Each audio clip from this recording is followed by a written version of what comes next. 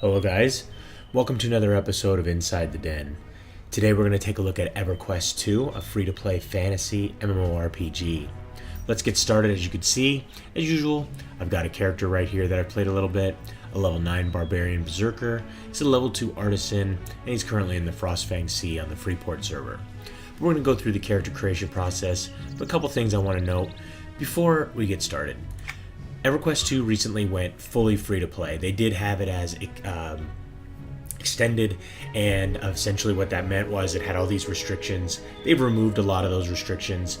Basically what they've done is they've created 3 tiers. You've got free-to-play, you've got the silver, and then you've got the gold. Silver you accomplish as soon as you spend $5 in the cash shop, which essentially you'll do if you want to open up any one of these classes or specific races. But let's take a look at what they do have available, and we're going to touch on all of the different things that are available to free players and not available to free players as we go through the game.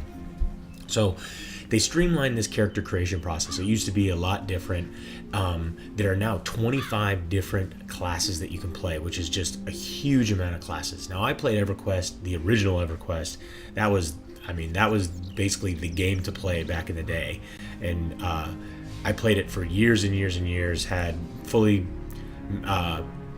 maxed out level monk, had maxed out level warlocks or necromancers, all this different stuff. So, well, warlock. It used to be called necromancer in Everquest 1. And then I played Everquest 2 for a while, then WoW came out. They came out around the same time, a couple weeks within each other. And I migrated over to WoW, just liked the game a little bit better. But anyways, let's get on to this review of Everquest 2. So you can see you choose your archetype first of all, and as you choose your archetype, you're going to see different classes show up. And you can see there's 2 available pretty much in each archetype. So we'll go down to Scout, and some of the classes are different from what you normally see, which is kind of nice. The newest class is this Beast Lord that they just opened up, and essentially that's you can go ahead and click there. They're warriors, true spirit. They basically have these warders, so essentially pets, kind of along the lines of a hunter type character.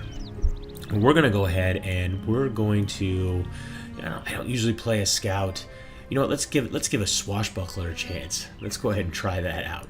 Now, if you want to take and you want to go into some of these other character classes, you can do one of a couple of different things. You can either upgrade to the subscription, where you'll have access to all of the different character classes.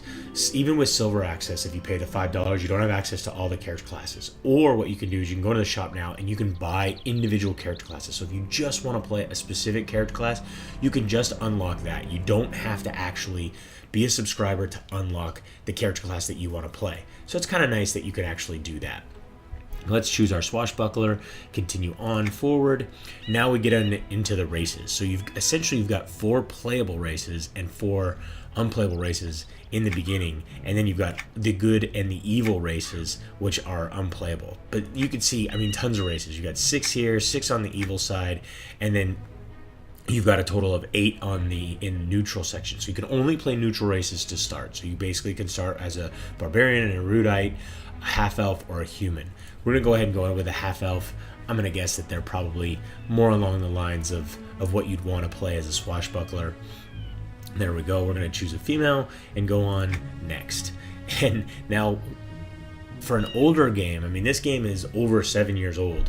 It has really, really high quality customization when it comes to your character. Now we can take and we can do randomize all and see what we come up with. And you can see you just get a ton of different options. And then you can go in and you can start playing with all of these different things. And you've got all these slide bars and stuff like that. Lips, nose, all kinds of different stuff. I'm going to go body. I want to make her a little bit skin size. There we go. I want to make her a little bit bigger, and I think we're pretty much good there. We can rotate her around. Let's see what kind of hair types they have. And it's funny because all these things are in these weird names. So you're going to have to, Wayward Maid, you're going to have to kind of go through all of these different things to get an idea of what they really are. So let's see, Fair Damsel. We're going to go with that. Fairly generic for our Brigand. So let's go ahead and go next. Now when you start, you've got a couple of different options. when I started with the Barbarian, I actually had 4 options. So it looks like when you start with the half-elf, you get knocked down to just the 2 options. Now, going back to the races, you can do the same there. There's the 4 races that are available. You can either upgrade to gold and then all the races open up, or you can go into the shop and you can buy them individually. So let's go ahead. You know what? We're going to start in Kelthon. Let's go ahead and do next. And we need to name our character, and you guys already know what I'm going to name my character. So there we go. And let's get started. You can see here's the load on the different servers. You can see Freeport is heavy now. Before it went free to play, these were all light. So they definitely got a nice little jump in players. Probably a lot of guys coming back saying, you know what, played it years ago, I'm going to come back and play again. So let's go ahead and jump in. There we go, we're entering the game. And that was quick. So as you saw, I lost some of my armor. But you get some of that stuff as you go through really quick. Now, one of the nice things is since they open it up free to play, everybody is available to play all the way through level 90. And the game is available for all players. All content is available through the Sentinels of Fate at this time. There are actually 3 additional adventure packs that you can buy. The most recent update, which is the Age of Discovery, you can purchase that. But even with the Age of Discovery that came out, we're not going to take. Let's, we'll go ahead and we'll migrate that UI in. Even with Age of Discovery that came out, they did a total revamp of Freeport. So you used to have these 4 different areas of Freeport. That's all in one zone now, so you don't have all these different areas, and that's been completely revamped. It's pretty crazy. So let's take a look at what we've got here. Interface. It brings me back to the old days. You can see here you've got your hit points and your mana and stuff up here, and your concentration. And you've got your mini map over here. You've got your UI and your hotkeys right down here. Your chat, combat chat, main chat, and then you've got, this is your experience bar down along the bottom, and then you've got your different interface options. So pretty typical now, but Everquest was one of the first games to play in this third or first person aspect. So it's pretty crazy to go back to see this and see all the games that have emulated. So first quest we want to do is accept, and we want to go see this Marin in the nursery, and we're gonna get a few of these pops as we cruise along. We've got these different question marks. All the games do this, so we could bring up our quest by clicking J for journal. There we go. You just heard that little ding sound that Everquest is notorious for. When people say ding in chat, this is the game not this game, but the original Everquest is where it came from. Let's go ahead and close that, and let's see what this welcome one is. Welcome, you need help, blah, blah, blah. No, we don't need help. We've got a couple people running around, but let's talk to this character. You can see they've got this little feather instead of having, so many games have copied the exclamation point that you see. And it's kind of nice to see something a little bit different. Lord of the Rings has something a little bit different too. They use rings. So let me help take care of these. Who are the Shrumblers? I'm guessing we need to go out and fight some things. I will see it done. Alright, so let's accept that quest. And you can see we've got our quest tracking here. And in our mini-map, we've got the 2 little areas show up when we highlight over it of where we need to go, which is kind of cool little tracking. They also have this great challenge, reach level 20 in under 14 days. So it's funny because that used to be the actual time for the free trial was 14 days. So it's pretty funny that they have that in there now. Come closer, my dear, and I'd be happy to answer any questions you have about collections. Let's let her shut up for a second. So this is one thing you can see. You've got a bunch of different options here as far as conversation is concerned. So we can go ahead and say, I want to learn about collections. Collectibles are seen as a glow rising. What happens next? How do I complete the collection? Continue I'd like to learn gather about how and to examine harvest all and gather. the items you find. The items found through harvesting are the basic building. The skill required to harvest in a given thanks for the information. So you can see we've got all of these different things, and that's one thing about EverQuest or EverQuest 2 is you run around and you collect all of this stuff, and then you're going to be able to create just loads and loads of items. Everything from items for you have a house, items for your home, items that you're actually going to use, items that other players want. And that's one thing that if you want to play this game and get deep into this game, you're going to have to open up and spend a little bit of money, because you can take in as far as there's limitations as far as like gold. You can only as a free player you can only carry 5 gold per level, and then as a silver player you can carry 20 gold per level. So it gets really limited, especially if you you get up in the levels, even there you're going to have some room, but you're not going to have enough for everything. So you're going to have to open that up, especially if you start getting into the crafting and selling things to other players and stuff like that in the auction house. And that's another big one, is the broker system is restricted. So you're going to have restrictions unless you upgrade to the actual membership. So now I know I need to do something with these guys. I'm pretty sure. Nope, maybe not. Maybe they're just glowing for no reason. So let's see, what do we got? These are the little things that I need to kill. What are these things? Are they like frogs or something? Let's get a closer look. They're like little snakes. So we've got auto attack, and then we've got a ranged attack. So it's kind of nice. We can go ahead. They're almost like little snakes. So we can throw that at them, and then we can use our other secondary attack, Flash of Steel. And then what's this one? This is our sneak, so we can actually cruise around nice and sneaky like. So we've got a little treasure chest right out of the gate. So a Flash of Steel Adept. I'm so happy that I got that, so I can talk to you guys about this. So let's open up our backpack. So we got Flash of Steel Adept. So what this does is, right now we have the Apprentice version. So you can see, if I go ahead and use this, it's going to take the effect from 5 to 7 to 7 to 9, and decreases damage per second of the target by 13.9, where the old one was only 10.5. So we're going to go ahead and scribe that in our book. Now, this is another thing where there's a limitation, is when you take and you are a free player, you can only go up to Adept. When you go to a silver player, you can go up to Expert, and if you go up to a gold player, you actually have access to all of the tiers as far as the spell and skill tiers. So you want to take and think about that, because they are there's a pretty big difference. I mean, you can see pretty much I can take these guys out with almost one shot now. Let's see if I can hide from this guy and get in behind him. Do a little sneaky deaky, basically. It's always nice to, when you're playing I want to say a thief or a rogue type character, to be able to sneak around. All right, so we need one more of these guys. There's one right there. And the nice thing is, Everquest has always been good about this. The white coloring, or whatever coloring, once you take and you level up, you'll take and see these guys move to blue, and then different color, and green and stuff like that. So white is neutral, and then you've got blue is a little bit lower, and then green is a lot lower, and then you have different levels of creatures that are above you that'll be different colors all the way up, red and stuff like that, if they're basically going to kick your ass. So I don't know what happened. I'll help with that.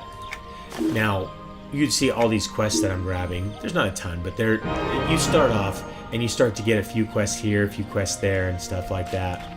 So we're going to get into, we've already talked about some of this character advancement, but anyways, going back to the quests, there's over 8,000 quests in the game. So, when they say EverQuest, they really mean EverQuest. There are just loads and loads of quests in the game.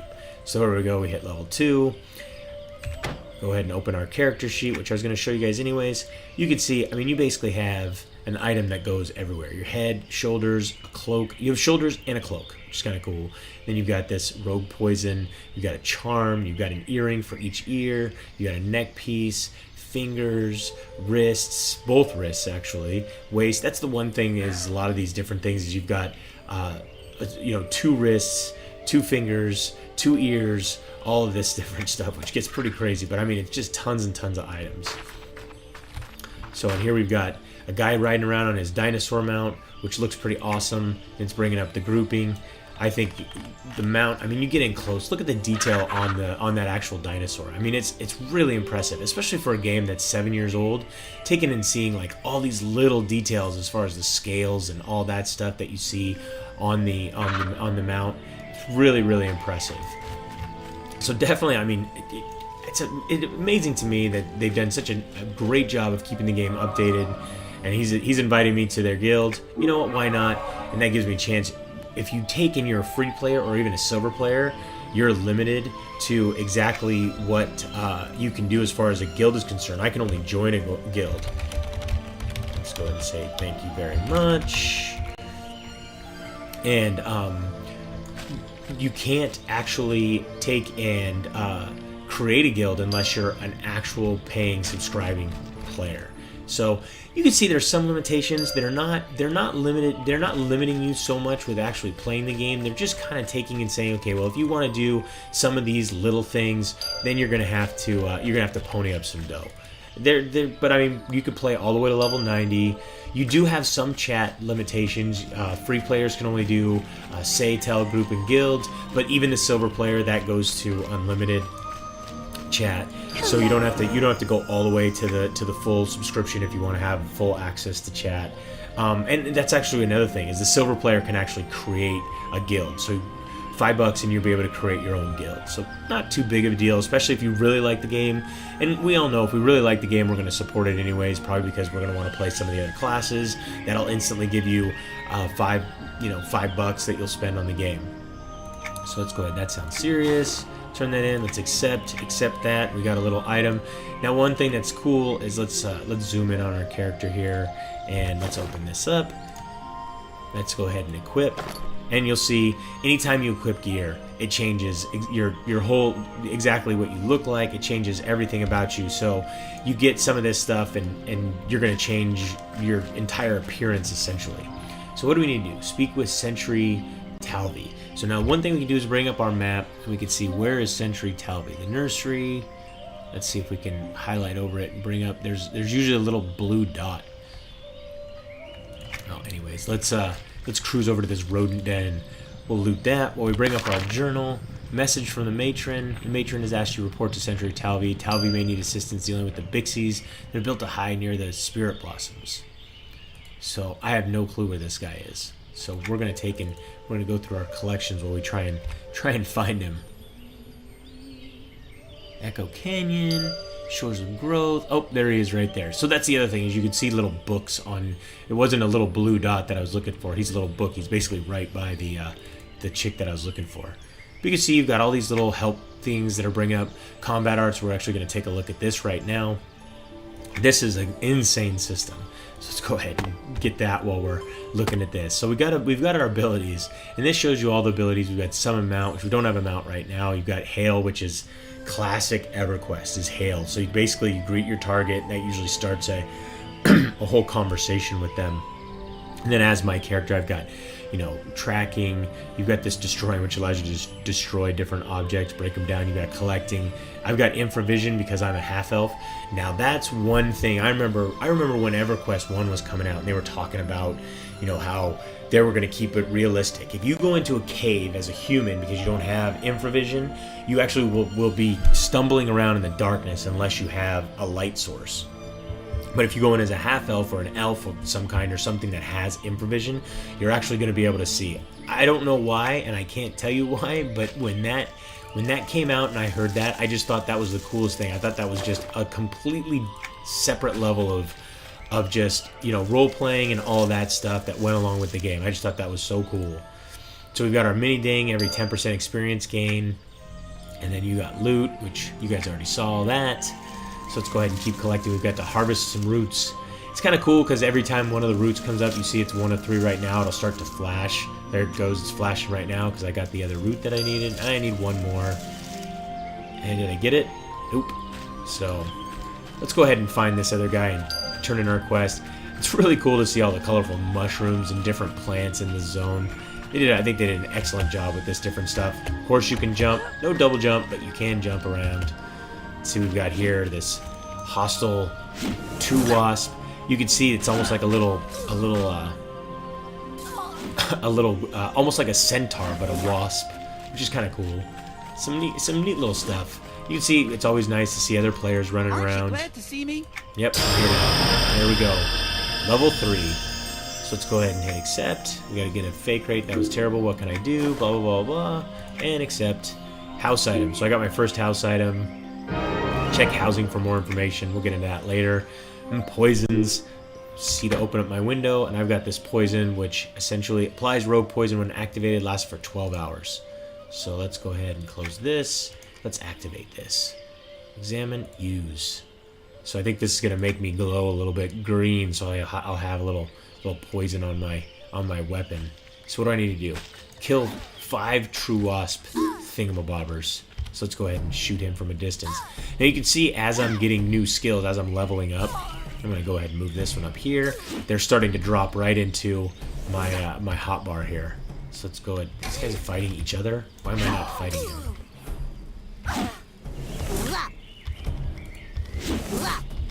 Looks like I can't fight him because he's engaged with that little guy. Whatever. So I'm gonna go find. He's like, go find your own guys to kill. So let's see what we can find here. Let's see. We're going the wrong way. We want to go this way. That's one of the nice things. You can highlight over the quest and see exactly where the monsters are that you need to take out. So there goes one right there. You can use tab to. There we go. Kind of funny. I didn't even think I was attacking. So let's loot all. Grab that. There's gonna be more over here. Let's get this one from a distance. Now, one thing that's kind of cool about the ranged combat is you can take, and if you're not in range, you can actually take, and you can target your enemy. You can hit the ranged combat, and then you can start to move into range. So kind of a neat little system that they have there that, you know, allows you to find your range, so you don't have to take and be in range first and then take and start actually attacking the monster. So let's see if I can show it here. So there we go. We've got that one right there. You can see I'm out of range. Let's go ahead and hit 2. So I've already taken and started to get into my combat mode. As I get closer, see, I'm now in range. I'll throw my little dagger. So go ahead and take him out real quick. So 3 of 5. There's another one there. Let's go ahead and target this. You can also use tab to target. You know, very typical of, of almost all MMORPGs. You know, using tab to target. All right, we need one more of these guys. There we go. We've got him targeted. Just tabbed him up. As he gets close, we'll go ahead and use Flash of Steel. We did get this new skill. Let's see what these new skills are. Viscerate. Inflicts 13 to 21 melee damage upon target. Decreases agility. That's always nice. What does this one do? Highlight over it. Shanghai. Inflicts 10 to 17 melee damage. So basically, it's just, I mean, just loads and loads of damage is all. I'm guessing this is a Lucky Gambit. Self-target. So basically, it just, that's kind of an AoE. So kind of nice to have those. It's always nice to have AoE skills to be able to take out a bunch of enemies at once. Helps you level up much faster. So let's get over all of these things.